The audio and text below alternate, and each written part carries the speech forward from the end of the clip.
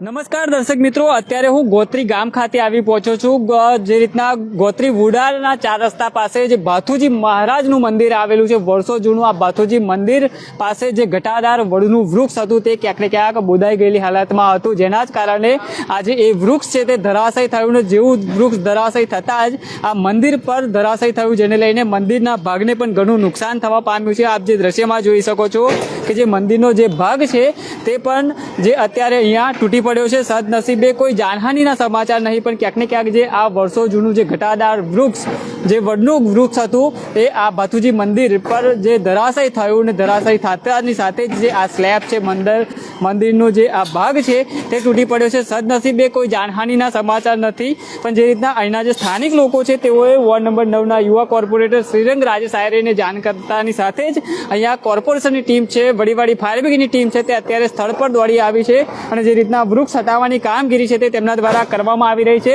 અત્યારે જે આ વૃક્ષ છે તે ફાયર બ્રિગેડની ટીમ અને વડોદરા કોર્પોરેશનની ટીમ દ્વારા અત્યારે આ હટાવવાની કામગીરી છે તે ચાલી રહી છે। આપણી સાથે રાજેશભાઈ છે, તેમની સાથે વાત કરીએ।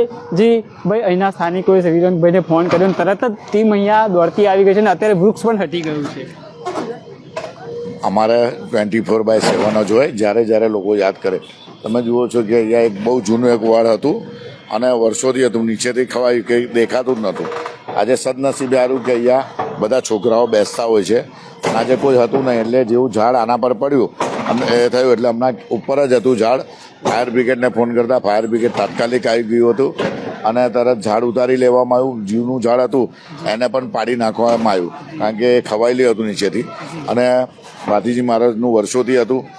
આ કેનાલ એક બાજુ જાય છે, બીજી બાજુ ગોત્રીનું તળાવ છે જે જૂનો ખાડો હતો, અને ભાથીજી મહારાજની મંદિરની બાજુની અંદર અમારા વસાહતો પણ આવેલી છે। એટલે નસીબ સારું છે કે તરત એટલે જે ઉપર હતું એટલે મને અહીંથી અમિતભાઈ છે, પ્રકાશભાઈ છે, એ લોકોનો ફોન આવ્યો। આજે હું તરત જ ત્યાં પહોંચીને કાર્યવાહી કરીને ઝાડ ઉતાર હું ફાયર બ્રિગેડ બી સમયસર ચૂકતા આવી ગયા છે। લાઇટો બંધ કરી દેવામાં આવી છે, જેસીબીથી ઝાડ ઉતારી લેવા આવે છે અને બાકીનું જે કટિંગ છે એ કટિંગના ફાયર બ્રિગેડની કામગીરી ચાલુ છે। મંદિરને પણ ઘણું નુકસાન થયું? હા, મંદિર પર થયું છે। મંદિરનું નુકસાન તો કદાચ ઉપર છે, કોઈ મૂર્તિને નુકસાન નથી આવ્યું, ઉપરની જે સ્લેબનું છે એનું થયું છે અને બીજું કોઈ માણસની ઇન્જરી થઈ નથી।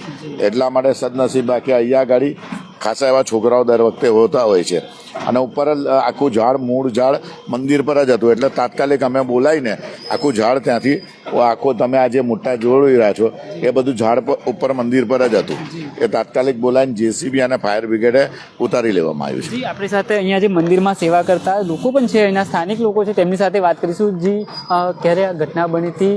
મોટી એક દુર્ઘટના છે તે ટળી છે? આ ઘટના 5:30 પછી બની અને હું પણ સ્થળ પર નહોતો, પણ મને ફોનથી જાણ કરી મારા ફાધરે કે આવી રીતના આવું થયું, એટલે મેં તરત શ્રીરંગભાઈ છે, આપણા રાજેશભાઈ આયરે છે, એમને તાત્કાલિક ધોરણે ફોન કર્યો અને એમને જાણ કરી। એટલે તાત્કાલિક એમને ફાયર બ્રિગેડમાં બી વાત કરી અને ફાયર બ્રિગેડવાળા બી અહીંયા આવી ગયા, રાજેશભાઈ બી અહીંયા આવી ગયા, શ્રીરંગભાઈ બી એમને વાત કરી તો તાત્કાલિક એમના એના બધો નિકાલ કર્યો, એટલે બહુ સારું કહેવાય। અને કોઈ જાનહાનિ થઈ નહીં, આમાં કોઈ નુકસાની થોડી મંદિરની થઈ છે, નાની મોટી આ છે।